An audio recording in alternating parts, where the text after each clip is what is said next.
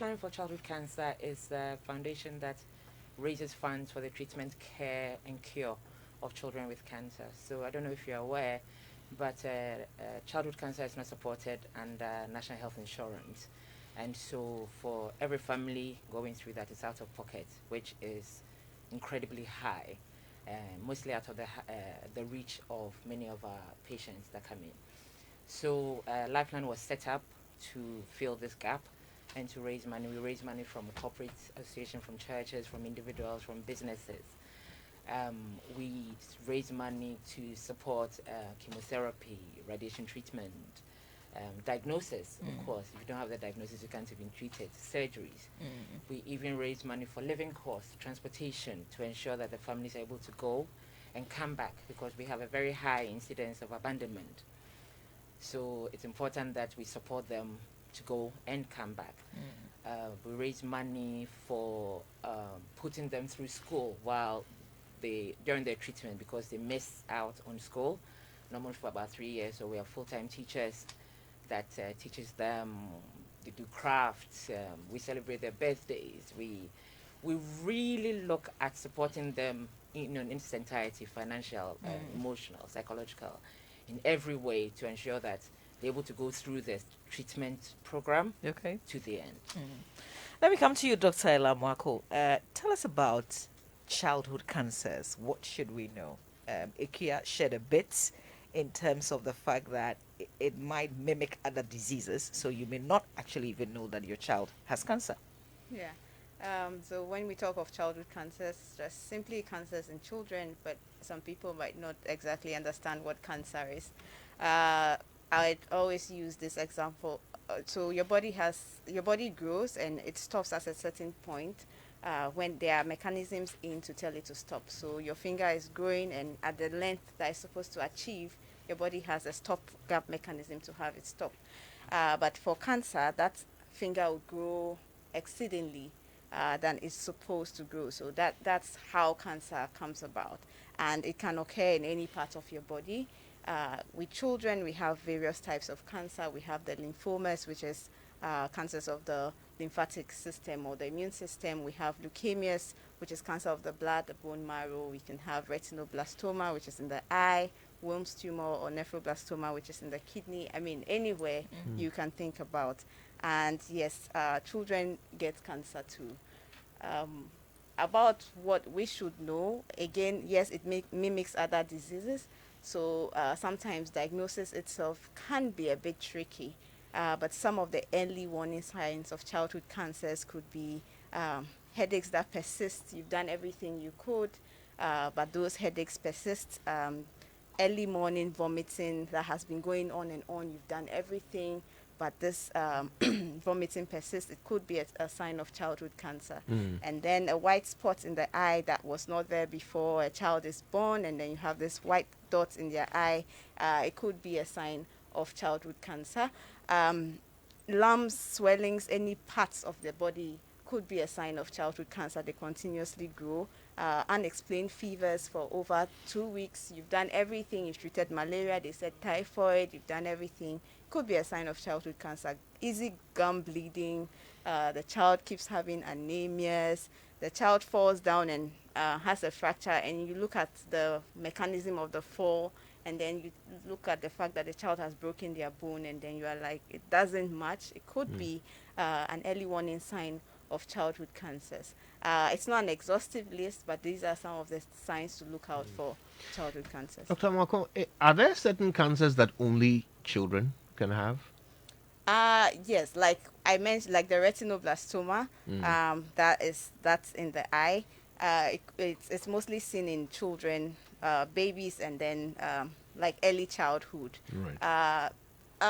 Wilms tumor, yes, very common in children, but there are some adults. There are some cases, very rare cases, where adults have been reported to have Wilms tumor. But yes, it's mostly seen in children. Yes. How big a problem is it in Ghana? How prevalent are childhood cancers in Ghana? Okay, so from population extrapolations, given that we expect certain number of children to have cancer by their 14th birthday. Using Ghana's population, we expect to see about 1,200 children with cancer every year. Wow. Unfortunately, Ghana has only 2 comprehensive treatment centers, and these comprehensive treatment centers see only about 300 to 350 cases. It means that the rest of the children are going and undiagnosed. Like no one knows where they are presenting to. You're probably managing them for something else, and then if they die at the end of the day, something happened, right? Yeah. So that's what we are facing right now. Now, Gabriel, you have leukemia, cancer of the blood, and you're being treated for it. Um, uh, does it have symptoms? Do you feel anything, any pains or anything like that? Please, yes. How does it feel? Where do you feel pain? The thing that swallow all my body, if I sometimes it's paining me. Mm-hmm. I am vomiting too. All my body, I have rashes on all my body too. So do you spend a lot of time in hospital? Please, yes. If my friend they are playing, I'm not able to join them and play. And you have to undergo treatment all the time.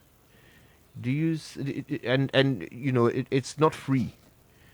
Are there times when you have to do a treatment but because you can't afford, so you don't do it? Uh,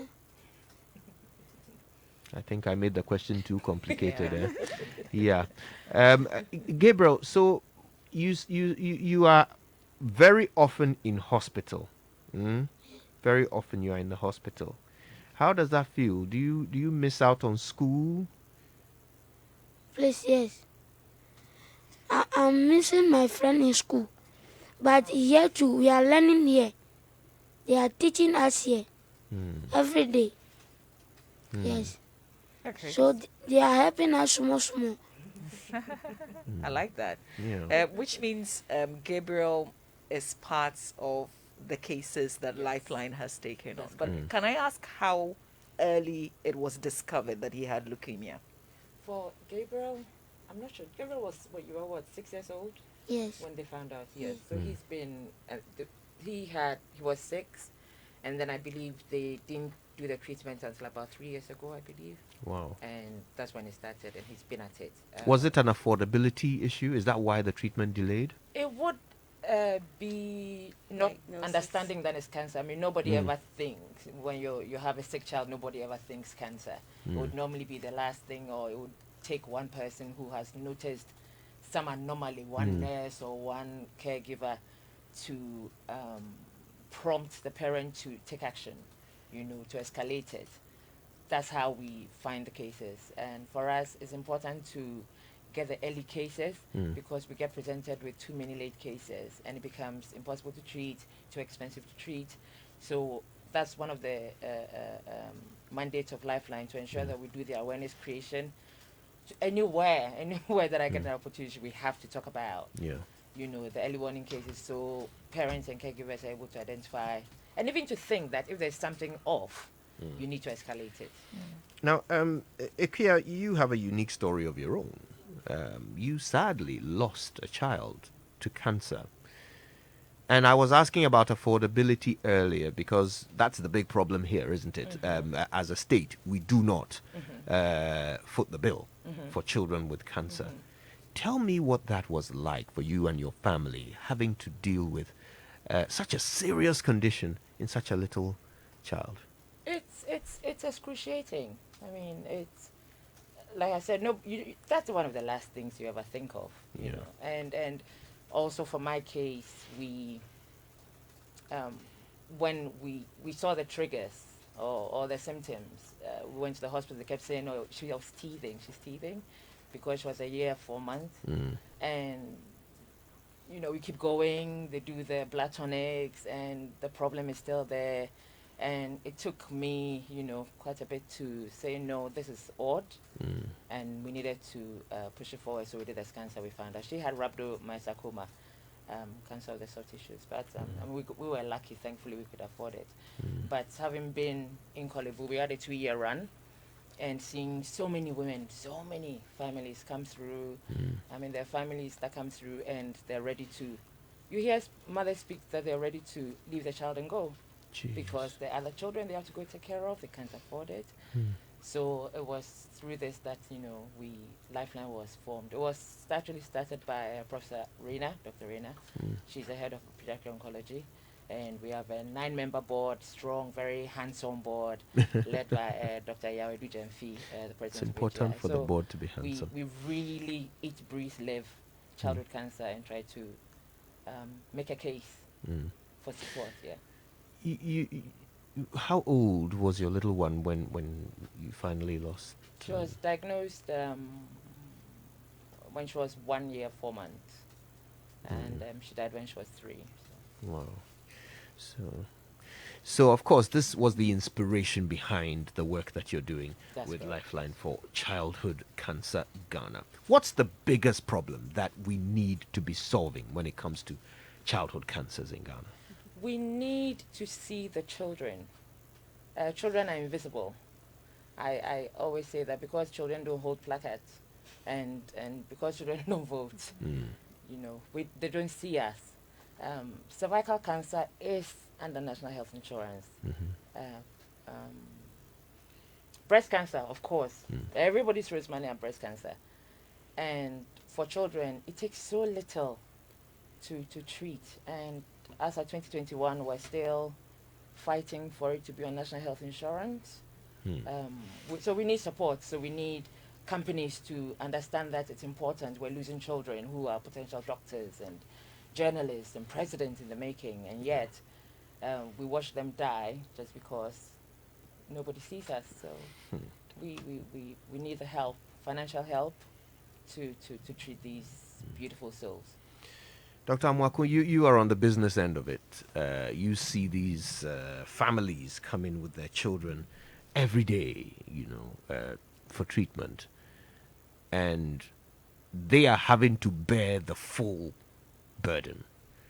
Tell us what it's like from your perspective, having to deal with parents who can't afford to save their child's life. I don't think that's a very fair question on how we deal with it. But yes, I think as Akia said, children are always handed the crumbs.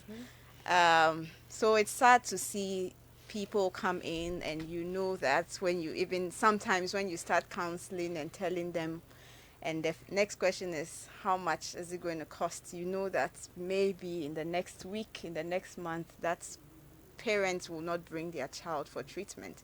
And it's through no fault of theirs. At first, I used to get really upset when people abandon treatment, but I also have come to learn and understand that most parents would want to do everything what they deem best for their child. So I don't think it's their fault. They have other children. They don't have the money. They have to make a journey from Volta region, sometimes as far as northern region, sometimes the far western region, Elubu, all the way to Accra. Telling someone to leave Elubu or northern region and make this journey to Accra is like telling me to go to US for treatment. In that, because this person is not exposed, their whole life, this is what they've known. So you're telling me to go all the way to Accra for treatment, and it's not easy. So I've learned hard not to judge parents, but rather be a voice for the children. Can I ask how much